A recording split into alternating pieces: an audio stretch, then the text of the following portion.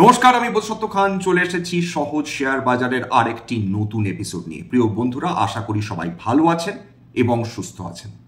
আজকে 6ই মার্চ বৃহস্পতিবার এবং আগের দিন 5ই মার্চ বুধবার, এই দুটো দিনে ভারতীয় শেয়ার বাজারে একটা শর্ট কাভারিং র্যালি আমরা দেখতে পেলাম বা রিলিফ র্যালি দেখতে পেলাম, যেটা নিঃসন্দেহে বাঙালি মধ্যবিত্ত বিনিয়োগকারীদের একটা অজানা আশঙ্কা এবং আতঙ্ক থেকে কিছুটা হলেও মুক্তি দিয়েছে।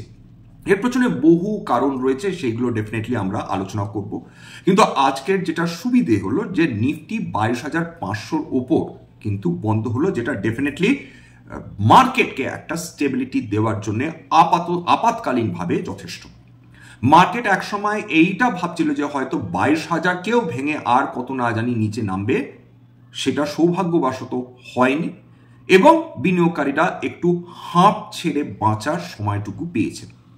গত দুদিন ধরে যে র্যালিটা হচ্ছে সেখানে আপনারা খেয়াল করে দেখবেন যে মিড ক্যাপ এবং বিশেষত যে স্মল ক্যাপ কোম্পানি যেগুলো মার খেতে খেতে লিটারালি মাটিতে শুয়ে পড়েছিল, সেইগুলো আবার কামব্যাক করছে। এখানে অবশ্যই এই প্রশ্ন থাকতে পারে, এই র্যালি সাস্টেন করবে কিনা, এটা সবার মনে এই প্রশ্নটা আসতেই পারে। এবং ভবিষ্যতে বিভিন্ন জিওপলিটিক্যাল যে ফ্যাক্টরসগুলো কাজ করবে এবং আন্তর্জাতিক বাজারে তেলের দাম কিরকম থাকবে, সেটার উপর চায়না ফিসকাল পলিসি, সেটার উপরও কিন্তু ভারতীয় শেয়ার বাজারের উপর একটা প্রভাব আসলেও আসতে পারে। ওভারঅল যে এক্সপোর্ট কোম্পানিজগুলো, অর্থাৎ আমাদের দেশের যে এক্সপোর্ট কোম্পানিজগুলো রয়েছে, তারা বিদেশে যে মাল রপ্তানি করে তাদের উপর কিন্তু আমাদের নজর থাকবে অন্তত সামনে 1 মাস। কারণ 2 এপ্রিল থেকে ট্রাম্প যেটা বকলমে বলছেন যে তিনি রিট্যালিয়েটরি ট্যারিফ বসাবেন, সে যে দেশই হোক না কেন, তার মধ্যে ভারতবর্ষের নাম রয়েছে। তিনি সত্যি সেই রিট্যালিয়েটরি ট্যারিফ ভারতীয় পণ্যগুলোর ওপর বসাবেন কিনা, এখন সেটা একটা $1 মিলিয়ন প্রশ্ন হয়ে রয়েছে।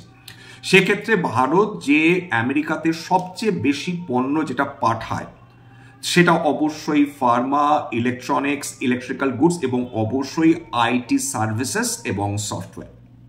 যদি আমেরিকা এই ধরনের ট্যারিফ এই প্রোডাক্টসগুলোর ওপর বসায়, খুব স্বাভাবিকভাবে এই যে সেক্টরগুলো, সেই সেক্টরগুলো কিন্তু পরোক্ষে প্রভাবিত হওয়ার সম্ভাবনা রয়েছে, তার উপর একটা নেতিবাচক একটা প্রভাব পড়ার সম্ভাবনা রয়েছে। আমরা ডেফিনেটলি চাইবো না এরকম ধরনের কোনো রিট্যালিয়েটরি ট্যারিফ যাতে আমরা যে পণ্যগুলো রপ্তানি করে থাকি তার উপর পড়ে। তবে সেটা তো সামনের মাসেই আমরা বুঝতে পারবো যে ট্রাম্প সত্যি এই ধরনের ঘটনা ঘটাবেন কিনা, নাকি হুমকি দিচ্ছেন, নাকি ট্যারিফ বসাবেন, তারপর সেটাকে রোল ব্যাক করে নেবেন। আপাতত এটা ক্লিয়ার নয়, কিন্তু একটা ব্যাপার ডেফিনেটলি ক্লিয়ার যে ট্রাম্প যে নিয়মিতভাবে হুমকি দিয়ে যাচ্ছেন, ট্যারিফ বসাচ্ছেন, এর মাঝখানে কিন্তু তার কিছু সিদ্ধান্ত বেশ চমকপ্রদ, যে তিনি এর মধ্যে কিন্তু কিছু প্রোডাক্টের ওপর তিনি ট্যারিফ রোল ব্যাক করছেন বা সেই ট্যারিফ বসানোটাকে পিছিয়ে দিচ্ছেন। সেটা নিয়েও আজকে আলোচনা করব। প্রথম কথা, আজকে দেখে নিই যে সেক্টরাল ইন্ডাইসেস গুলো ভারতীয় শেয়ার বাজারে কিরকম পারফরমেন্স দিয়েছে এবং রিয়েল এস্টেট বাদ দিয়ে সমস্ত সেক্টরগুলোই ভালো পারফর্ম করেছে এবং ডেফিনেটলি যেটা আমাদের স্বস্তির কারণ হয়ে দাঁড়িয়েছে বলা যেতে পারে। নিফটি 50 আজকে 207.4 পয়েন্ট উঠেছে, কিন্তু আজকে কি খেয়াল করে দেখেছেন কি নিফটি, কি সেন্সেক্স, কি ব্রডার মার্কেট, কি অস্বাভাবিক সেখানে একটা দোদুল্যমানতা ছিল, কখনো উঠছে কখনো নামছে, গোটা দিন ধরে কিন্তু এই ধরনের ওঠানামা চলে গেছে। শুরু হয়েছিল একটা পজিটিভ মোমেন্টাম দিয়ে, নিফটি 140 পয়েন্টের ওপর বেশি উঠে গিয়েছিল, সেখান থেকে হঠাৎ করে ধীরে পতন শুরু হয়, একসময় 80 পয়েন্টেরও নিচে নেমে যায় নিফটি, সেখান থেকে আবার নিফটি রিক্লেম করতে থাকে নিজের পজিশনে, শেষ পর্যন্ত কিন্তু নিফটি পজিটিভে বন্ধ হয়েছে এবং 22,544.7 পয়েন্টে বন্ধ হয়েছে, অর্থাৎ 0.93% উত্থান দেখেছে। বিএসসি সেন্সেক্সের ক্ষেত্রেও 74,340 পয়েন্টের ওপর শেষ পর্যন্ত বন্ধ হয়েছে, সেন্সেক্স 609 পয়েন্টের উত্থান দেখিয়েছে, 0.83% উত্থান। এছাড়া যে ইন্ডাইসেস গুলো সবচেয়ে ভালো উত্থান দেখেছে, অবশ্যই বিএসসি স্মল ক্যাপ সবচেয়ে বেশি যেটা মার খেয়েছিল, সেটা আস্তে আস্তে হলেও ফিরে আসছে। আজকেরও ভালো র্যালি দেখিয়েছে 1.63%। BSc mid cap 0.65% rally steady. Nifty auto আজকের উত্থানের পেছনে কিছু কারণ রয়েছে, 0.78%। এছাড়া যেটা ভালো র্যালি করেছে বিএসসি মেটালস, দুর্দান্ত র্যালি করেছে 2.64% rally. BSc health care 1.16% rally. BSc fast moving consumer goods 1.15% rally করেছে, যেটা সার্বিকভাবে বাজারটাকে টেনেছে, শুধু কেবলমাত্র নিফটি এবং সেন্সেক্স নয়। এইবার চলে আসি হচ্ছে যে বেশ কয়েকটা ফ্যাক্টরস কাজ করেছে এই যে উত্থান, ভারতীয় শেয়ার বাজারের উত্থান। 1 নম্বর, আমেরিকার মার্কেটে কালকের অর্থাৎ 5ই মার্চ মোরাললেস কি ন্যাসড্যাক বলুন কি স্ট্যান্ডার্ড অ্যান্ড পুয়ার বলুন এরা পজিটিভে বন্ধ হয়েছিল, সেটা একটা ফ্যাক্টর হিসেবে কাজ করেছে। ইউরোপিয়ান মার্কেটসগুলো আজকে খুব একটা বেশি উত্থান দেখায়নি, মিক্স ছিল কিন্তু স্টেডি ছিল। এশিয়ান মার্কেটসগুলোতে বিশেষ করে চাইনিজ মার্কেট, তারপর তার মধ্যে সাংহাই রয়েছে, এছাড়া হ্যাংসেং খুব ভালো রিটার্ন দিয়েছে, তাইওয়ান সামান্য চাপে ছিল। এবং খুব স্বাভাবিকভাবে বলা যেতে পারে যে এশিয়ান মার্কেটসগুলো আতঙ্কর মধ্যে দিয়ে আজকে ট্রেড করেনি, বরং with a positive bias trade করেছে। সেটা ভারতীয় শেয়ার বাজার সেখান থেকে ডেফিনেটলি একটা হিন্ট নিয়ে ভারতীয় শেয়ার বাজারেও আলটিমেটলি একটা কনফিডেন্স ফিরে আসে এবং মার্কেট পজিটিভে বন্ধ হয়। খেয়াল করে দেখবেন যে পেন্টস কোম্পানিগুলো আজকে সেটা উল্লেখযোগ্য আজকে র্যালি করেছে, বিশেষ করে এশিয়ান পেন্টস। কেন? এখানে একটা খুব মজার ব্যাপার রয়েছে, কারণ পেন্টস কোম্পানিগুলো ইউজুয়ালি ক্রুড অয়েলের ওপর মারাত্মকভাবে নির্ভরশীল, অর্থাৎ ক্রুড অয়েলের দামের ওপর। আন্তর্জাতিক বাজারে ক্রুড অয়েলের দাম যখনই বাড়তে থাকে তখন পেন্টস কোম্পানিগুলো কিন্তু ভীষণভাবে ভুগতে থাকে, কারণ পেন্টসে এই যে পেট্রোলিয়াম প্রোডাক্ট সেটা দারুণভাবে তার মেন ইনগ্রিডিয়েন্টস সেটা কিন্তু পেট্রোলিয়াম প্রোডাক্টস। সুতরাং আজকের দিনে গত ডিসেম্বর 2021 থেকে 2025 আজকের মধ্যে সর্বাধিক কম দামে ট্রেড করেছে ব্রেন্ট ক্রুড। ব্রেন্ট ক্রুড ইউজুয়ালি ধরা হয় সবচেয়ে ভালো মানের ক্রুড অয়েল, এবং তাছাড়া রাশিয়ার উরাল গ্রেড তেল সেটাও খুব ভালো মানের তেল হিসাবে ধরা হয়। এইখানে ব্রেন্ট ক্রুড সেটা $70 নিচে নেমে ট্রেড করছে। ইউজুয়ালি ব্রেন্ট ক্রুড 90-95 মাত্র মাস দুয়েক আগে কিন্তু 90-95 এর মধ্যে ট্রেড করছিল ব্রেন্ট ক্রুড। সেখান থেকে যে $70 নিচে নেমে চলে এসেছে সেটা ভারতীয় অর্থনীতির জন্য দারুণ ভালো, এক কথায় বলা। কেন? এর আগে বহুবার আলোচনা করেছি যে ভারতবর্ষের মোট প্রয়োজনীয় জ্বালানি তেলের 85% তেল বিদেশ থেকে আসে, ইরান থেকে আসে, ইরাক থেকে আসে, সৌদি আরব থেকে আসে, রাশিয়া থেকে আসে, আমেরিকা থেকে আসে। এই সমস্ত দেশ থেকে আমাদের তেল কিনতে হয়। সুতরাং যখনই তেলের দাম বৃদ্ধি হয় আমাদের পকেট থেকে অত্যাধিক ডলার চলে যায়, এবং যেহেতু এই ক্রুড অয়েল এই ইন্ডেক্সটা যেটা ডলার ডিনোমিনেটেড, ফলে ডলারের দাম এবং ক্রুড অয়েলের দাম একসঙ্গে বাড়লে ভারতীয় অর্থনীতির জন্য অত্যন্ত ক্ষতিকারক, কারণ আমাদের পকেট থেকে বিদেশে টাকা চলে যায়।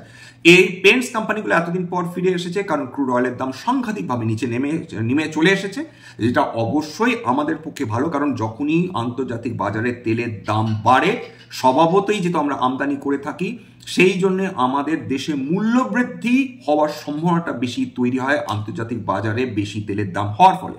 এই তেলের দাম করলো এই যে এতখানি নেমে গেছে, এটা ভারতীয় শেয়ার বাজার তথা ভারতীয় অর্থনীতির জন্য দারুণভাবে একটা মোটামুটি স্টিমুলাস হিসাবে কাজ করলেও করতে পারে, এইটুকুনি বলা যেতে পারে। 2 নম্বর, শোনা যাচ্ছে যেটা বিভিন্ন ওয়েবসাইটে আপনারা পেয়ে যাবেন, কি ইকোনমিক টাইমসের কথা বলুন, কি বিজনেস স্ট্যান্ডার্ড বলুন, কি মানি কন্ট্রোল বলুন, সব জায়গাতেই একটা কথা শোনা যাচ্ছে যে চায়না নতুন করে আরেকটা ফিসকাল স্টিমুলাসের তারা তোড়জোড় করছে, অর্থাৎ চাইনিজ গভর্নমেন্ট। সেটা হলে অবশ্যই চাইনিজ অর্থনীতিতে নতুন করে একটা টাকার ফ্লো ঢুকবে, যেটা বিভিন্ন কোম্পানিজের পক্ষে, চাইনিজ কোম্পানির পক্ষে ভালো। এছাড়া আপনারা ডেফিনেটলি এই খবরটাও শুনে থাকবেন যে চায়না স্টিল আউটপুট কাট করার চেষ্টা করছে, কমিয়ে আনার চেষ্টা করছে, যেটা ভারতীয় স্টিল মেকারদের জন্য খুব ভালো। ফিসকাল স্টিমুলাস যখনই চাইনিজ গভর্নমেন্ট অ্যানাউন্স করে থাকে তখন ভারতের যে মেটাল সেক্টর রয়েছে সেটা দারুণভাবে উজ্জীবিত হয়, কারণটা অবশ্যই চায়না ভারতবর্ষ থেকে বিপুল পরিমাণ মেটালস আমদানি করে থাকে, এত বছর ধরে তাই করে চলেছে, সেটা তাদের ডেফিনেটলি ফিজিক্যাল ইনফ্রাস্ট্রাকচার ডেভেলপমেন্টের জন্য।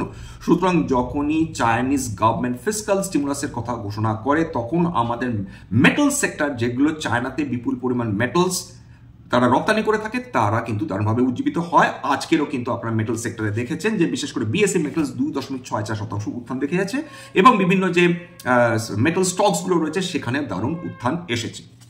এরপর চলে যাই যে বিভিন্ন যদি আন্তর্জাতিক বাজারে বিভিন্ন ক্রুড অয়েলস যেগুলো ট্রেড হয়, ক্রুড বাস্কেট যেগুলো ট্রেড হয়, তার মধ্যে রয়েছে ওয়েস্ট টেক্সাস ইন্টারমিডিয়েট, যেটা $66.29 ট্রেড করছিল লাস্ট ডেটা পাওয়া অবধি। এটা আমি নিয়েছি priceofOil.com থেকে আমি নিয়েছি এই ডেটাটা। এছাড়া ব্রেন্ট ক্রুড $69.29 ট্রেড করছে, মার্বান ক্রুড $70.17 ট্রেড করছে, তারপর ওপেক বাস্কেট $72.38 ট্রেড করছে, ইন্ডিয়ান বাস্কেট $70.74 কিন্তু ট্রেড করছে, যেটা ডেফিনেটলি ভারতবর্ষের পক্ষে ভালো। 2 নম্বর, নম্বর যেটা মানে অর্থাৎ ভারতবর্ষের জন্য আপাতত দুটো ভালো পয়েন্ট, এক, আন্তর্জাতিক বাজারে তেলের দাম কমলো, 2 নম্বর, চায়না ফিসকাল স্টিমুলাসের প্ল্যান করলে ভারতবর্ষের পক্ষে ভালো, 3 নম্বর পয়েন্ট অবশ্যই হচ্ছে যদি চাইনিজ মার্কেট যদি চাইনিজ গভর্নমেন্ট তারা স্টিল আউটপুট কমিয়ে দেয়, সেটা আমাদের স্টিল মেকারদের জন্য ভালো, সার্বিকভাবে ভারতীয় অর্থনীতির জন্য ভালো। 4 নম্বর, ডলার ইন্ডেক্স গত কয়েকদিন ধরে ক্রমাগত কমছে, অর্থাৎ ডলার নিজের শক্তি হারাচ্ছে। এই ডলার ইন্ডেক্স বর্তমানে 104.18 ট্রেড করছে, যেটা হাই চলে গেছিল 52x হাই 107.35, অনেকটাই কমে এসেছে এই বছরে। যদি ডলার টাকার যদি রিলেশনশিপটা ধরি, সেক্ষেত্রে কালকের থেকে কিছুটা আবার ডলার স্ট্রেংথ তাদের বৃদ্ধি হয়েছে, 87.11 টাকায় প্রতি ডলার ট্রেড করছে। বুধবার ছিল 86.87 পয়সা, অর্থাৎ কিছুটা আবার ডলার শক্তিশালী হয়েছে। সুতরাং এইটা একটা পজিটিভ ফ্যাক্টর, ডলার ইন্ডেক্স কমা মানে উদীয়মান বাজারগুলোর জন্য সবসময় ভালো, এবং সেটা গত 20-30 বছরের ডেটা যদি দেখেন সেটা কিন্তু সেটাই বলে। এছাড়া 10 ইয়ার ট্রেজারি ইল্ড, আমেরিকান ইল্ড, 10 ইয়ার ট্রেজারি ইল্ড যখনই সেটা কমবে, সেই ইল্ড, সেটা বিভিন্ন বিশ্বের শেয়ার বাজারগুলোর জন্য ভালো। তার মানে আমেরিকান বাজার শেয়ার থেকে, মানে আমেরিকান বিনিয়োগকারীরা শেয়ার থেকে তারা বেরিয়ে এসে এই ট্রেজারিগুলোতে ইনভেস্ট করার কথা ভাবছেন, যেটা সম্প্রতিকালে ওয়ারেন বাফেট করছিলেন। তিনি বিপুল পরিমাণ টাকা শেয়ার মার্কেট থেকে সরিয়ে এনে তিনি এই বিভিন্ন ধরনের আমেরিকান বন্ডসে ইনভেস্ট করছিলেন, অর্থাৎ একটা রিস্ক অফ তিনি করার চেষ্টা করছিলেন, যেটা অন্যান্য বিনিয়োগকারীরা করছে। সেটা অবশ্যই বিভিন্ন উদীয়মান দেশ, তার মধ্যে অবশ্যই ভারতবর্ষ রয়েছে, তাদের পক্ষে ভালো। এছাড়া এশিয়ান মার্কেটস, ইউরোপিয়ান মার্কেটসগুলোকে নিয়ে তো ডেফিনেটলি আলোচনা করবো। আজকে ফিউচার্স এন্ড অপশনসের মধ্যে কোন কোম্পানিজগুলো খুব ভালো করেছে, তার মধ্যে জিন্দাল স্টেনলেস 6% উপর বৃদ্ধি পেয়েছে। এছাড়া এশিয়ান পেন্টস, মহানগর গ্যাস এরা 4 থেকে 5% মধ্যে বৃদ্ধি পেয়েছে। Hindustan Petroleum, Godrej Consumer, Coal India, IIFL Finance, Hindalco, BPCL, NTPC, PI Industries, KPI Technologies, Berger Paints, Campus, Adani Energy, এরা 3 থেকে 4% মধ্যে এরা বৃদ্ধি পেয়েছে। তবে আজকে নেগেটিভে বেশ কিছু কোম্পানিজও ট্রেড করেছে ফিউচার্স এন্ড অপশনসের মধ্যে। তার মধ্যে কল্যাণ জুয়েলার্স 3.5% বেশি কারেকশন এসেছে, 3.65% আজকে পতন। Coforge Tech Mahindra, Max Health Care 2 থেকে 3% মধ্যে পতন। Jubilant Food, Indus Towers, JSW Energy, Tube Investment, Dixon Technologies, Vodafone Idea, Persistent Systems, Macrotech Developers, Oracle Financial Services, Page Industries এবং বিএসসি লিমিটেড, এরা সবাই 1 থেকে 2% মধ্যে পতন দেখেছে। এর মধ্যে মজার ব্যাপার হচ্ছে বিএসসি ক্রমাগত কিন্তু লিমিটেড এই যে বিরাট সম্পদ সৃষ্টি করে দিয়েছিল, সেই বিএসসি লিমিটেডও আজকের দিনের পর দিন কিন্তু পতন দেখে চলেছে। যেটা ওঠে শেয়ার বাজারে, এটাই নিয়ম, যেটা ওঠে সেটা এক সময় নামে, যেটা নেমে যায় সেটা এক সময় ওঠে। এটা একটা সাইকেলের মতন, অর্থাৎ হুইলের মতন, যেটা কখনো ওঠে কখনো নামে, এইভাবে কিন্তু শেয়ার বাজার এগোতে থাকে। এবার চলে আসি হচ্ছে যে এই যে বিভিন্ন মেটাল স্টকসগুলো রয়েছে, তার মধ্যে টাটা স্টিল, হিন্দালকো এবং অন্যান্য কোম্পানিজগুলো, সেইগুলোর আজকে উত্থানের পেছনে তো কারণ অবশ্যই বলেছি যে চাইনিজ স্টিমুলাস যদি আসে, এখনো আসেনি, এটা বিভিন্ন ওয়েবসাইটের খবর, তবে ডেফিনেটলি মেটাল সেক্টর, ভারতীয় শেয়ার বাজারের মেটাল সেক্টর তারা প্রভাবিত হতে পারে ইন দ্য পজিটিভ সেন্স। আজকের 52 সপ্তাহের উচ্চতা 47টা এরকম স্টক তারা এই 52 সপ্তাহের উচ্চতা দেখেছে। তার মধ্যে উল্লেখযোগ্য কোম্পানিজগুলো রয়েছে Avanti Feeds, Chambal Fertilisers, Swan Defence এবং আরআরপি সেমিকন্ডাক্টরস। এই কোম্পানিটা বেশ কয়েকদিন ধরে কিন্তু আরআরপি সেমিকন্ডাক্টর খুব ভালো পারফরমেন্স করে চলেছে। 52 উইকস লোর মধ্যে উল্লেখযোগ্য কিছু কোম্পানি রয়েছে। জেনসাল ইঞ্জিনিয়ারিং, সেটা কয়েকদিন ধরেই খুব খারাপ পারফরমেন্স করছে। বিডিএইচ ইন্ডাস্ট্রিজ, মিউজিক ব্রডকাস্ট, এজিএস ট্রান্সঅ্যাক্ট গত 6-7 মাস ধরে দারুণ খারাপ পারফরমেন্স। ইকেআই এনার্জি সার্ভিসেস, এটাও খুব খারাপ পারফরমেন্স দেখিয়েছে। এইবার চলে আসি হচ্ছে আমেরিকার কথায়। আমেরিকার বিড়ম্বনা ক্রমাগত বেড়ে চলেছে। কেন বেড়ে চলেছে? তার কারণটা যেটা দাঁড়াচ্ছে যে আমেরিকা তো ডেফিনেটলি বিভিন্ন দেশের পণ্যের ওপর ট্যারিফ বসাচ্ছে। চায়নার ওপর 20%, মেক্সিকোর ওপর 25%, কানাডার ওপর 25% বসিয়েছে। এর মধ্যেই আমেরিকান স্পোক্সম্যান তিনি জানিয়েছেন যে না, সমস্ত ট্যারিফের, মানে সমস্ত কোম্পানির, মানে সমস্ত প্রোডাক্টের উপর যেগুলো আমরা কানাডা বা মেক্সিকো থেকে নিয়ে আসছি সেগুলোর উপর 25% সবগুলোতে বসাচ্ছি না, কয়েকটা সিলেক্ট আমরা প্রোডাক্টসের উপর বসাবো। তবে আমরা আপাতত রোল ব্যাক করছি, যেটা ট্রাম্প বলছেন যে তারা রোল ব্যাক করছেন, অর্থাৎ পোস্টপোন করছেন এই ট্যারিফ বসানো। কিসের ওপর?